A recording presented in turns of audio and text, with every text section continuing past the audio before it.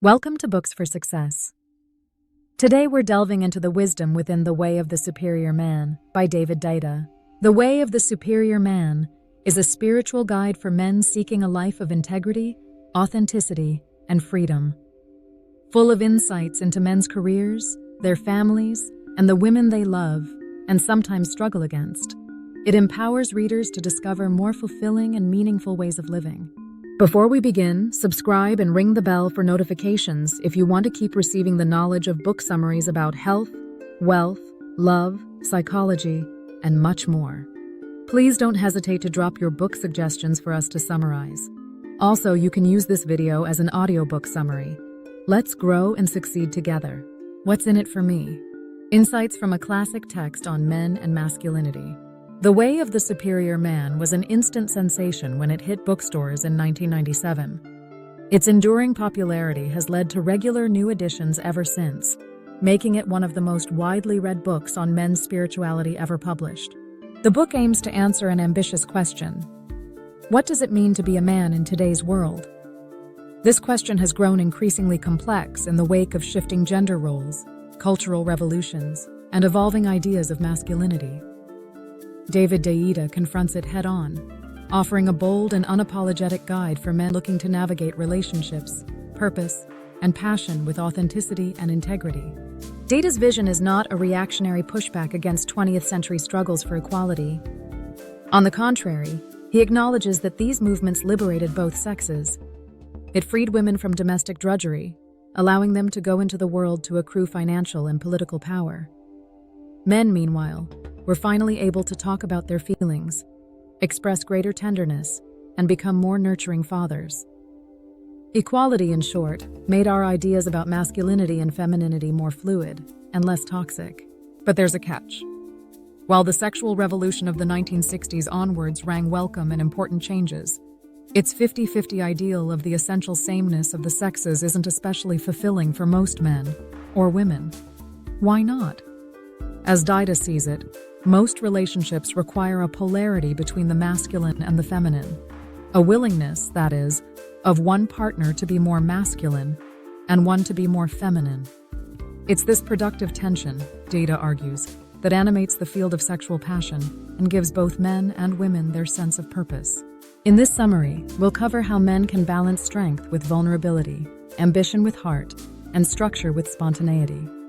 You'll also learn why cultivating masculine purpose and embracing the natural polarity between masculine and feminine energies can ignite passion in relationships and inspire a more fulfilling life. Chapter 1: Your obligations shouldn't be an excuse for inaction. What stands between a man and his full potential? In other words, what holds him back in life? For many, the answer lies in waiting for a tomorrow that never comes. The truth is, many men fail to find their purpose because they convince themselves that the right time is always just around the corner. Masculinity is intertwined with the concept of duty. To be a man has often meant, and for many men still means, doing what's necessary. This ideal can inspire men to do the right thing even when it's difficult and unpleasant, but it can also function as an alibi for inaction.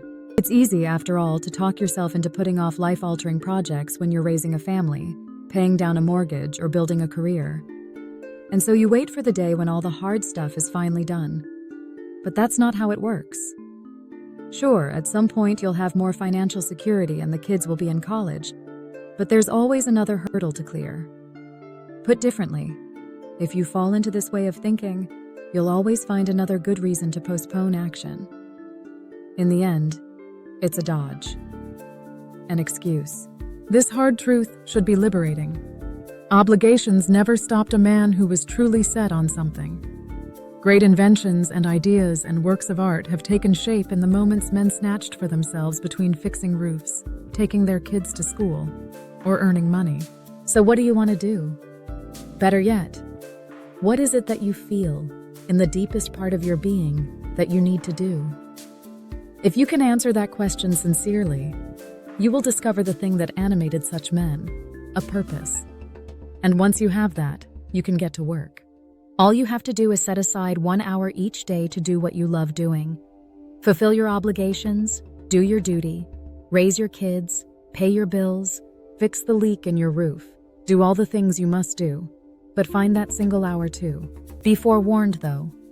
It's possible that you'll realize you don't want to pursue the purpose you believed was yours, or that you can't. The future you imagined for yourself might turn out to have been an idle fantasy. That can be a bitter blow, but it's ultimately a good thing. It's by cutting down false ideals that you clear the ground to find your true calling. Chapter 2. Pursuing your purpose makes you a more generous partner. Purpose is the core of a man's being. It's the force that animates and drives him. Without it, he's liable to feel disconnected, dissociated, and weak. His life, meanwhile, becomes colorless and repetitive. He's left without a sense of depth, and that absence of purpose affects every facet of his life, including his relationships. A man without purpose struggles to be a good partner and often struggles to be good at anything at all. Take work. When he lacks purpose, a job becomes a means to an end. It's something to be gotten through. It has no meaning beyond satisfying his most basic needs for food and shelter. His social life is no different. Without that animating spark, his engagement with the world is reduced to a series of pointless moments that don't really go anywhere. The superior man, by contrast, is a man who has discovered his purpose, and thereby charged his life with meaning and significance. Suddenly, everything shifts. He no longer needs work or relationships to fulfill him because he already feels whole. With his mission guiding him, he approaches life as an opportunity to share his gifts, finding joy in the act of giving. This clarity simplifies his relationships and makes them more rewarding. He understands that his purpose must come first, not out of selfishness, but because it strengthens his presence in the world and his capacity to truly nurture and support his partner. Without purpose, he becomes ambivalent, directionless, and miserable. And from that place, he can't offer the love and generosity his partner needs. There's a practical takeaway here. The next time you find yourself compromising on something that's deeply important to you and giving in to your partner, pause. Postponing your needs to spend time with her might make things easier for a while, but it's unsustainable in the long run. Be gentle, yet firm. Tell her you love her. Tell her that you'll make time for her and that you'll be fully present and give her your undivided attention when you do. Follow through on that. But whatever else you do, attend to your mission first. If you can do this, you'll find that your relationships improve. Remember, a couple of hours of undivided attention and love will fulfill your partner much more than longer spans of divided and weak presence. If you'd rather be doing something else than spending time with her, she'll sense it, and that will leave both of you dissatisfied. Chapter 3.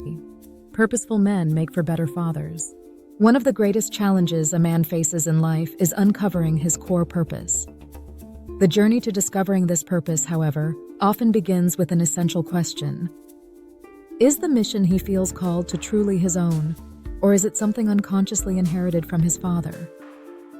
One man might feel compelled to follow in his father's footsteps and become a firefighter, while another might rebel against his father by becoming an arsonist instead.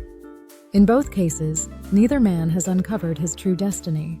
The only way out of this problem is to move through it, penetrating through the layers of lesser purposes that surround the core. Often, that's a matter of inhabiting each false purpose to its fullest extent, exhausting its potential as a way of living and finally discarding it. For example, a man whose deepest purpose is to discover God may only realize his calling after living many false lives dedicated to pursuing sexual gratification, chasing after money, or using drugs. Only then can he get down to the real work of immersing himself in spiritual practice. At that point, he may confront a second problem. Can his calling be reconciled with his obligations? More specifically, can he simultaneously serve his purpose and his family? Recall what we said about purpose and intimate relationships. A man with a strong core is better equipped to serve the woman in his life. The same applies to his children. A man with a strong core is full of intent. He's driven and focused. He knows his true north. Children pick up on this clarity of purpose in their fathers, but they also pick up on the ambivalence and division in a father who has compromised his mission because he convinced himself or allowed himself to be convinced that that was the right thing to do. An afternoon with a fully attentive and present father is worth more to children than a week with a non-committal father who is adrift in his own life, no matter how much he loves them. Here, the circle closes. Just as you picked up on your father's weaknesses and strengths through osmosis, your children will unconsciously attune themselves to yours. If you are profoundly at ease with yourself and your mission, they will respond to that. If you are fearful and unintentional, however, that emotional mood will shape and define them as well. Chapter 4. Merely tolerating your partner will destroy your relationship. Intimacy is a shared act of service, a partnership where both individuals help each other grow and deepen their love. It's how we become better versions of ourselves. It's also how we can master the art of giving. That's why we desire relationships. Serving another is how we grow and learn to truly love. Yet relationships are often frustrating. Men often ask themselves why their partners can't simply handle their emotions on their own. Why do their mood swings seem so sudden and unpredictable? Why can't their partner just be happy? Unable to answer these questions, they begin to feel worn down. They stop loving and start resenting. Resentment is a recipe for mutual misery. But all this frustration is rooted in a misunderstanding of the essential dynamic between the masculine and the feminine. The greatest gift a man can give his partner is his capacity to open her heart when it's closed. Of course, your partner can get herself out of her dark moods, but your masculine love can brighten that darkness in its own special way, in a way that she can't herself. Think of femininity as a cycle. The feminine part of your partner moves through 2 stages: the easy, loving surrender when her heart is open, and those frustrating moments of closure. But you can't have one without the other. Like yin and yang, they belong together. So instead of feeling frustrated, embrace these difficult moments as a test of your ability to reopen her heart. The relationship between the feminine and the masculine is a dance scored for 2 parts. The sooner you and your partner embrace its rhythm and cadence, the easier it will be to move past the petty conflicts that cause so many relationships to falter. In practice, this means shifting how you respond to your partner's moods.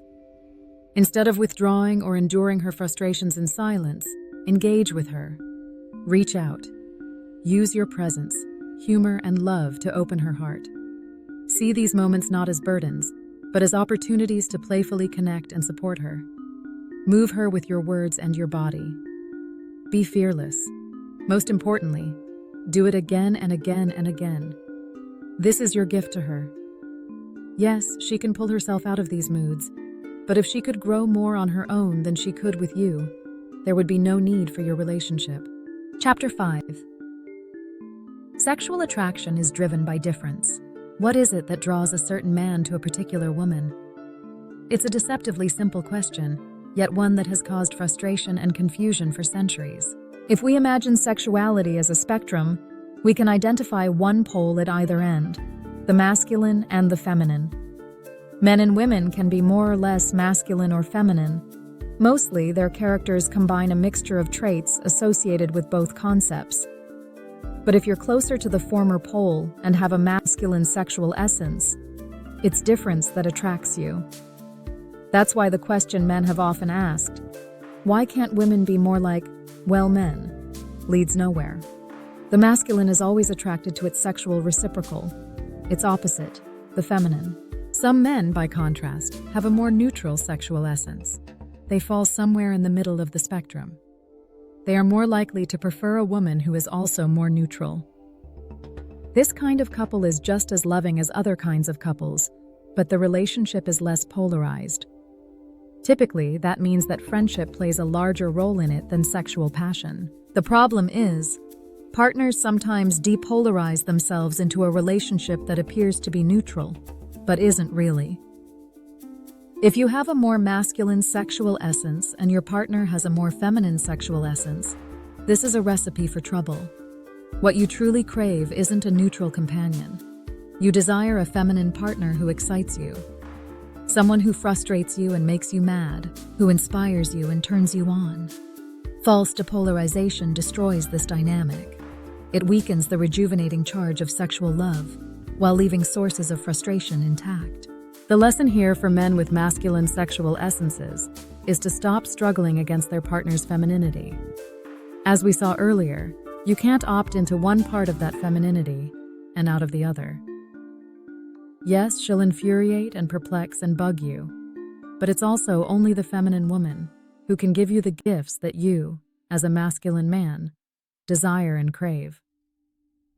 The relative chaos she brings into your life isn't something to be dreaded. It flows from the same source as the things that turn you on. To understand and embrace this dynamic is your gift to her, and ultimately yourself. Final words. Only a man with a purpose can shoulder his obligations and derive meaning from them. This is the first lesson he learns as he embarks on the way of the superior man. The second helps him understand the dynamic interplay of masculine and feminine energies. As he embraces the difference between sexual essences, he discovers that what he desires in women can't be separated from what has previously frustrated him. It's this that teaches him how to truly love.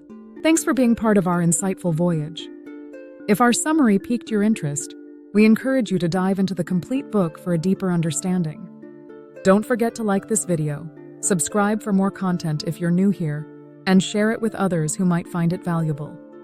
Keep on reading, discovering, and advancing until our next adventure.